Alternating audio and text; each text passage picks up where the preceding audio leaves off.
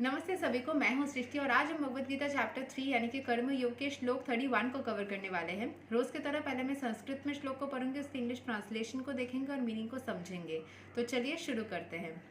ये मे माताम इदाम नित्याम अनुथि स्थान्ति मानवा श्रद्धावन्तो न सूयन्तो मुच्यन्ते तेऽपि कर्माभिः। Those persons who execute their duties according to my injunctions and who follow his teachings faithfully without envy become free from the bondage of fruitive actions. यानी कि जो लोग those persons who execute their duties, जो अपने काम को execute करते यानी कि fulfill करते या काम करते हैं according to my injunctions, according to what the God says, and who follows his teachings faithfully, जो अपने teachings को सही से follow करते हैं without envy, मतलब मन में कोई jealousy ना रखते हुए, कोई हिंसा ना रखते हुए, वो अपने बॉन्डेज ऑफ फ्रूटिव रिजल्ट्स की क्या मिलेगा नहीं मिलेगा उससे मुक्त हो जाते हैं। जो लोग अपने काम को सही से करते हैं, जो भी भगवान बोलते हैं उस चीज़ को फेथफुली फॉलो करते हैं एंड मन में कोई ऐसा भाव नहीं रखते कि ये किया तो इतना मिला कि नहीं मिला, ये हुआ कि नहीं हुआ, ये सब भावना नहीं रखते हैं, वो सारे तरीके के बॉन्डेजेस से मुक्त हो जाते हैं। सो यहाँ के एक्सप्लेनेशन को देख लेते हैं। The injunction of Supreme Personality of Godhead Krishna is the essence of all Vedic wisdom and therefore is eternally true without exception. As the Vedas are eternal, so his truth of Krishna consciousness is also eternal. Vedas जो है वो जन्मों जन्मों से चल रही है, तो उसमें बोली गई कृष्ण के बारे में बोला जा रहा है, तो कृष्ण भी जन्मों जन्मों से चल रहे हैं। एंड हमारा जो वैदिक विजडम है, एसेंस ऑफ वैदिक विजडम, वो सही है, ट्रू है। One should have firm faith in his injunction without envying the Lord. हम कभी ईश्वर के साथ में envy नहीं कर सकते, अपने मन में कोई भी jealousy नहीं रख सकते, कोई भी शत्रुता नहीं रख सकते। अगर वो हमें कोई भी काम डिले कर रहे हैं, कोई भी जैसे लोगों का होता है ना कि कभी भी ईश्वर ने अगर उनके फल मन की इच्छा स्वरूप अगर कोई फल नहीं दिया तो वो गुस्सा हो जाता है कि क्यों ऐसा कर रहे हैं ईश्वर। सो वो चीज़ सही नहीं है। वैसा ईश्वर के प्रति वैसा गुस्सा रखना या फिर ऐसा भावना रखना कि उन्होंने हमारे साथ कुछ बुरा किया, ये सोच रखना ही गलत है, क्योंकि उनके हर एक एक्शन में कौन सा अच्छा छुपा रहता है ना हमारे लिए, वो हमें पता नहीं रहता।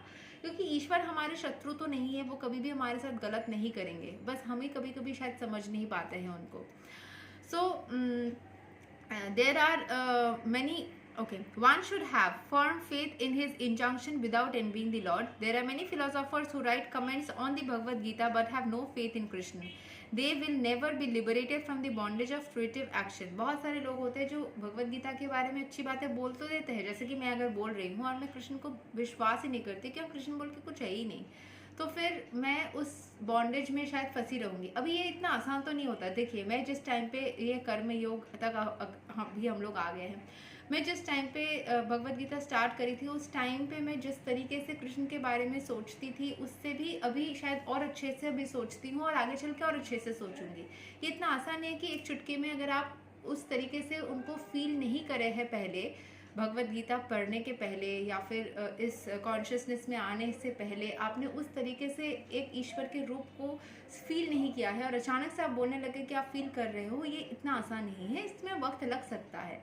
सो it can take some time to believe कि हाँ, कृष्ण बोल के कोई एक एनर्जी है जो इतना ज़्यादा पावरफुल है, इतना ज़्यादा आपको हेल्प कर सकती है, आपको लिबरेट कर सकती है, आपके लिए अच्छा कर सकती है। जैसे मैं अभी हर एक एक्शन में अगर मुझे रियलाइज़ होता है कि कृष्ण भगवान ने मेरे साथ अच्छा किया, तो मैं हमेशा बोलती हूँ कि वो बहुत अच्छे एक एनर्जी है। अच्छे मतलब मेरे मुँह से इंसान निकल जाता है, वो बहुत अच्छे इंसान है, मैं हम लोगों के साथ इतना अच्छा करते हैं।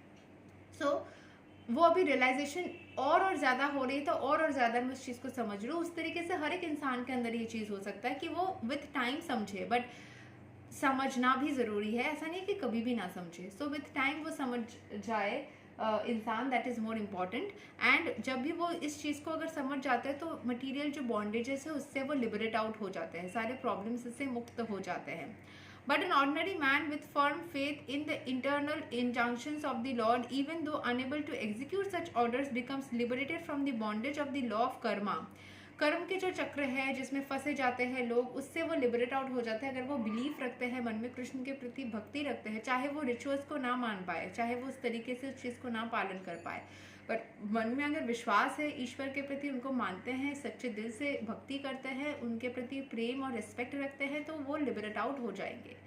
In the beginning of Krishna consciousness, one may not fully discharge the injunctions of the Lord, but because one is not resentful of his principle and works sincerely without consideration of defeat and hopelessness, he will surely be promoted to the stage of pure Krishna consciousness.